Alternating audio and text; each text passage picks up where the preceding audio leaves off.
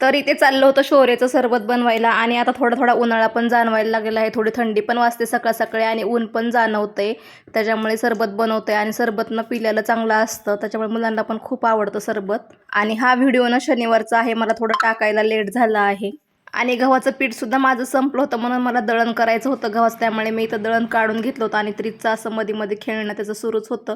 मग मी इथं गव्हाचं दळण वगैरे करून घेतलं. 10 किलो एकदा दळण केलं ना मग 15 दिवस काय बघायचं नाही, कारण की 15 दिवस मग पीठ जातं. आणि त्यानंतर ना मला इथं टॉपला फिटिंग करायची होती आणि बाही पण त्याला बसवून घ्यायची होती. त्याला बाही आली होती आणि बसवायची होती म्हणून मग मी इथं बाही बसवून घेतली. म्हणजे कुठं जायचं असेल तेव्हा ना आपल्याला पटकन वेअर करता येतो. त्यानंतर खूप दिवस झाले गुलाबाचं झाड पण कट करायचं होतं, कारण की खूप वाढलं होतं आणि कट केल्यावर ना त्याला नवीन फाटे फुटून ना मग नंतर छान असे फुलं येतील. आता पण फुलं येतात पण खूपच ते वाढलं होतं, त्यामुळे म्हटलं चला कट करून घेऊया. तर इथं मग मी झाड पण कट करून घेतलं. इथे थोडे थोडे फाटे पण मी कट करून घेते, म्हणजे छान असं नवीन फाटे येऊन ना त्याला छान असे गुलाबाचे फुलं येतील. चला आता भेटूया उद्याच्या नवीन ब्लॉगमध्ये. तोपर्यंत सबस्क्राईब केलं सबस्क्राईब करा, लाईक करा, शेअर करा, कमेंट्स करा. बाय.